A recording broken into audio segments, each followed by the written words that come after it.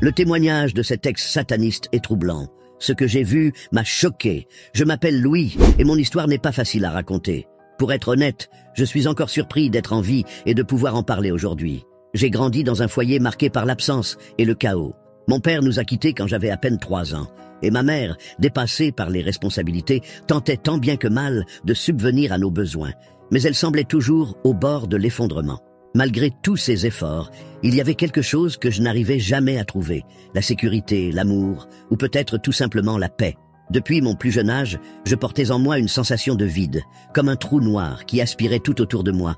À l'école, j'étais ce garçon invisible, toujours au fond de la classe, priant pour que personne ne remarque ma présence. À la maison, le silence était ma seule compagnie. Plus les années passaient, plus je croyais que je n'avais aucune valeur. Puis est venue l'adolescence, avec elle, la colère. Une colère que je ne savais pas où diriger. C'est à cette époque que j'ai rencontré un groupe différent, un groupe qui semblait me comprendre. Il ne m'ignorait pas comme les autres. Il parlait de pouvoir, de liberté et de force dans l'univers qui pouvait nous offrir tout ce que nous désirions, à condition d'être prêts à en payer le prix.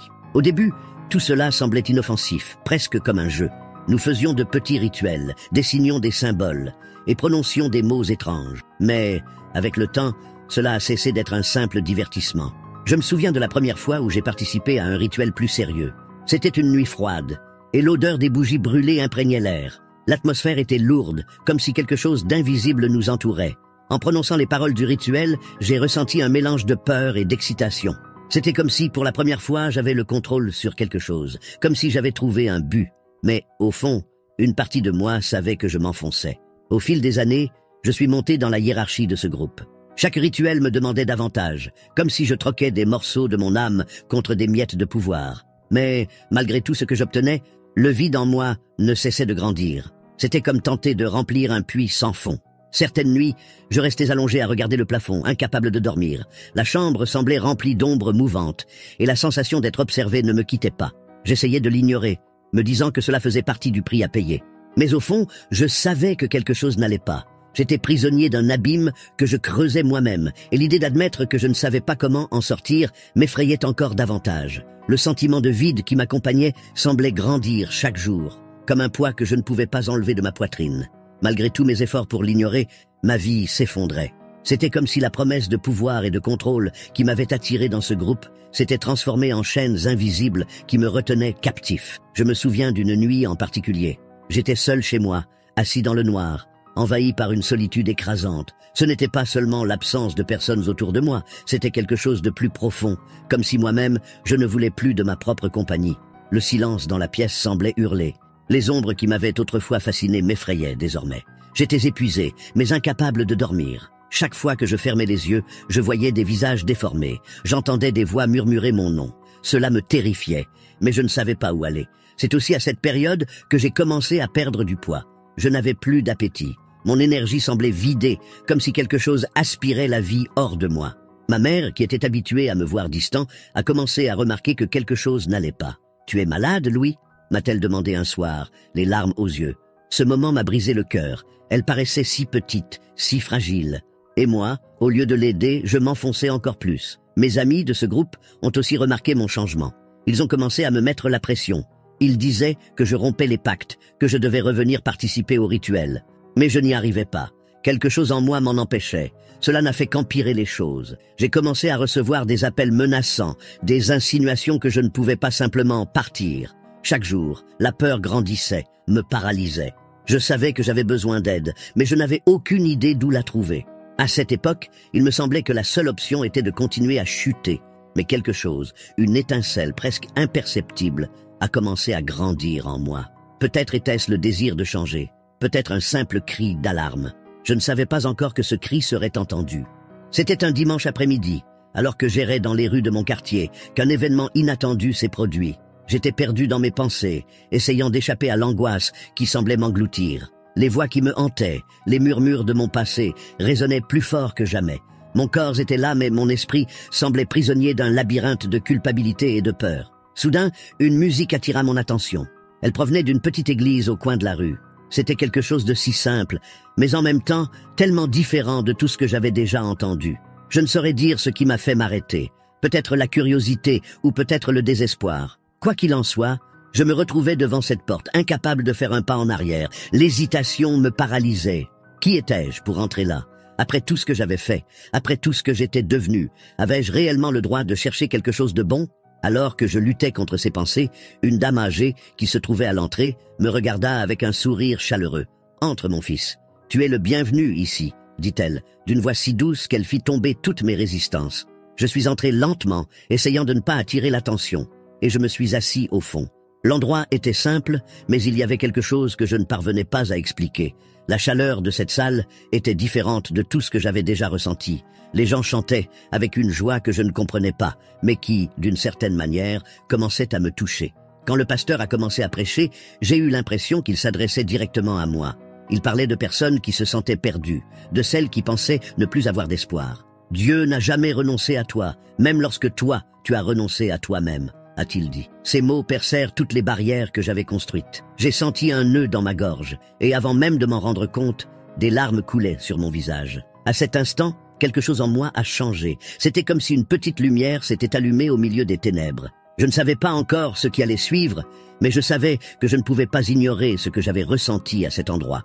Ce soir-là, en sortant de l'église, quelque chose semblait différent. C'était comme si j'avais laissé un peu de mon fardeau à l'intérieur, mais qu'une partie restait solidement ancrée sur mes épaules. Je ne comprenais pas ce qui m'arrivait, mais je sentais que je devais revenir. Cette petite lumière qui s'était allumée en moi était fragile, mais suffisante pour me donner envie de la suivre. Le dimanche suivant, je suis retourné à l'église. Cette fois, je n'ai pas autant hésité à entrer. Les mêmes personnes étaient là, avec les mêmes sourires accueillants. Le moment de louange a commencé, et bien que je ne connaisse pas encore les paroles des chants, je me suis surpris à essayer de chanter doucement. C'était comme si chaque mélodie brisait une couche de glace autour de mon cœur. Le sermon de cette nuit-là portait sur la libération. Le pasteur a parlé de la manière dont Dieu peut briser les chaînes qui nous retiennent, même celles qui semblent incassables. Il a dit quelque chose qui m'a profondément marqué. Souvent, nous pensons être prisonniers, mais en réalité, la clé de notre liberté est juste devant nous. Il suffit de faire confiance à Dieu pour ouvrir la porte. Ces paroles résonnaient en moi, mais la lutte intérieure était loin d'être terminée. En rentrant chez moi, la réalité m'a frappé comme un coup de poing. Les voix que je croyais avoir laissées derrière moi sont revenues, encore plus fortes. Les ombres dans ma chambre semblaient bouger, m'encercler, m'étouffer. J'essayais de les ignorer, mais la peur était écrasante. Pour la première fois, je suis tombé à genoux près de mon lit et j'ai murmuré « Dieu, s'il te plaît, aide-moi ». Je ne sais pas quoi faire. Dans les jours qui ont suivi, les batailles ont continué. Mes anciens amis ont commencé à me chercher, exigeant des explications sur mon éloignement. Ils disaient que je rompais des pactes, que je devais revenir. Ils ont tenté de m'attirer avec des promesses et de m'intimider avec des menaces. La peur revenait, grandissait, mais, d'une manière ou d'une autre, les paroles du pasteur résonnaient encore. La clé est devant toi. Alors, j'ai cherché le pasteur pour lui confier tout ce que je traversais. La peur qui me dominait, la confusion qui semblait m'engloutir. Il m'a écouté avec patience, et à la fin, il m'a dit quelque chose qui s'est gravé en moi. « Louis, tu es dans une guerre spirituelle, mais Dieu a déjà gagné cette guerre. Tu dois seulement lui faire confiance. » À ce moment-là, j'ai compris que je n'étais pas seul. La bataille était loin d'être terminée, mais désormais, je savais que j'avais une force supérieure à mes côtés. Les paroles du pasteur restaient gravées dans mon esprit.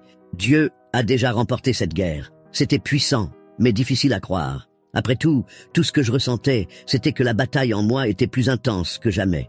Il y avait des jours où il me semblait faire un pas vers la liberté, mais aussitôt, les ombres du passé me tiraient en arrière. Le combat était constant. Les souvenirs des rituels, les visages des personnes que j'avais blessées, les promesses faites dans ce groupe, tout revenait à moi comme des vagues, m'entraînant dans une mer de culpabilité. Une voix ne cessait de murmurer « Tu ne seras jamais digne, Dieu peut pardonner les autres, mais pas toi ». C'était comme si deux forces étaient en guerre en moi, et j'étais le champ de bataille. J'ai passé de nombreuses nuits blanches, allongé sur mon lit, cherchant désespérément un peu de paix. Quand je fermais les yeux, les cauchemars arrivaient. Je me voyais enfermé dans une pièce sombre, entouré de chaînes invisibles, tandis que des voix murmuraient mon nom. Je me réveillais en sueur, convaincu que je ne serais jamais libre. Pourtant, au milieu de ce chaos, quelque chose a commencé à changer. Au lieu de céder à la peur, j'ai commencé à prier. Mes prières étaient simples, presque timides. Je ne savais pas vraiment comment parler à Dieu, mais je disais ce que j'avais sur le cœur. Dieu, si tu es vraiment avec moi, s'il te plaît, aide-moi, montre-moi quoi faire. Peu à peu, j'ai commencé à sentir que je ne parlais pas dans le vide. Ce n'était pas comme si mes problèmes avaient disparu, mais il y avait des moments de paix qui me semblaient impossibles auparavant. Je me suis tourné vers la Bible pour chercher des réponses. Un jour, je suis tombé sur un verset qui semblait écrit pour moi. « Venez à moi, vous tous qui êtes fatigués et chargés, et je vous donnerai du repos. » Matthieu chapitre 11, verset 28. Ces paroles étaient exactement ce dont j'avais besoin. J'ai commencé à m'y accrocher, comme à un refuge au milieu de la tempête. Malgré tout, les attaques continuaient. Mes anciens amis ne renonçaient pas facilement. J'ai reçu d'autres appels menaçants, et une fois, j'ai eu l'impression d'être suivi. La peur revenait, mais cette fois, quelque chose était différent. J'apprenais à l'affronter. Quand je me sentais acculé, je me répétais « Dieu a déjà remporté cette guerre ». Un jour, j'ai décidé de parler à nouveau au pasteur. Je lui ai raconté les attaques, les doutes qui continuaient de me tourmenter. Il m'a écouté attentivement, avec sa patience habituelle, et m'a dit « Louis, l'ennemi veut que tu crois que tu n'es pas digne, mais la grâce de Dieu ne dépend pas de qui tu étais. Elle dépend de qui tu choisis de devenir maintenant. » Ces paroles ont commencé à briser les chaînes qui me retenaient encore. Je n'étais pas encore totalement libre, mais une chose était certaine, j'apprenais à me battre, et surtout, je découvrais que je n'avais pas besoin de me battre seul. Les semaines suivantes furent comme un camp d'entraînement pour ma foi. Chaque jour était une opportunité de faire confiance à Dieu ou de céder à la peur. J'avais l'impression d'être façonné, mais le processus était douloureux. Les paroles du pasteur « Dieu a déjà remporté cette guerre » étaient devenues mon mantra, mais l'ennemi ne lâchait rien. Un soir particulièrement calme, alors que je lisais la Bible dans ma chambre, je suis tombé sur un autre verset qui semblait me parler directement. « Si Dieu est pour nous, qui sera contre nous ?» Romains chapitre 8, verset 31. J'ai lu ces mots plusieurs fois, essayant d'en absorber le sens. Il semblait être une promesse, mais aussi un défi. C'était comme si Dieu me préparait à quelque chose que je ne comprenais pas encore. Le lendemain, j'ai reçu un appel d'un numéro inconnu. En décrochant, j'ai reconnu la voix froide d'un ancien ami de la secte. Il alla droit au but. « Tu crois pouvoir nous abandonner, Louis ? Ça ne marche pas comme ça. Nous savons où tu es. Reviens avant qu'il ne soit trop tard. » Mon cœur s'est emballé. C'était comme si tout le progrès que je pensais avoir fait s'était évaporé en quelques secondes. Ces mots m'ont replongé dans la peur et la paranoïa. Mais cette fois, quelque chose en moi a réagi différemment. Au lieu de céder à la panique, je me suis souvenu de ce que j'avais lu la veille. « Si Dieu est pour nous, qui sera contre nous ?» Je me suis répété cette phrase en silence, essayant de calmer ma respiration.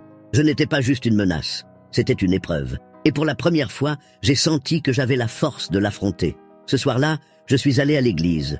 J'ai raconté au pasteur cet appel, et la peur qui tentait encore de me dominer. Il m'a écouté avec patience comme il le faisait toujours, et il m'a répondu « Louis, cette bataille n'est pas la tienne. Dieu combat pour toi. Mais pour gagner, tu dois tout lui remettre. Pas seulement tes doutes et tes peurs, mais aussi le contrôle que tu essaies encore de garder. » Je suis sorti de l'église avec ces mots en tête. Remettre tout à Dieu. C'était quelque chose que je n'avais jamais fait. Je voulais encore garder le contrôle, même si je savais que c'était ce qui me retenait. Ce soir-là, j'ai décidé de faire ce pas, et je l'ai fait en prière. « Dieu, je ne peux pas remporter cette bataille seul. Je te remets tout. Montre-moi quoi faire. » J'ai décidé de partager mon histoire. Au début, c'était effrayant. Revenir sur ce que j'avais fait, sur les erreurs que j'avais commises, c'était comme rouvrir de vieilles blessures. Mais en voyant l'impact de mon témoignage sur les gens, j'ai compris que Dieu utilisait ma douleur pour apporter de l'espoir aux autres. Lors d'un des cultes, on m'a invité à donner mon témoignage publiquement. En montant sur l'estrade, mes mains tremblaient et ma voix s'est brisée au début. Mais dès que j'ai commencé à parler, les mots sont venus naturellement. J'ai raconté comment Dieu m'avait trouvé, alors que j'étais au fond du gouffre, et m'avait ramené à la lumière. En regardant les personnes présentes dans l'église, j'ai vu des larmes, des sourires, des visages remplis d'espoir. À cet instant, j'ai compris le véritable but de tout ce que j'avais vécu. Aujourd'hui, ma vie est guidée par un seul objectif, transmettre ce message de rédemption à tous ceux qui ont besoin de l'entendre. Si Dieu peut sauver quelqu'un comme moi, alors il peut sauver n'importe qui.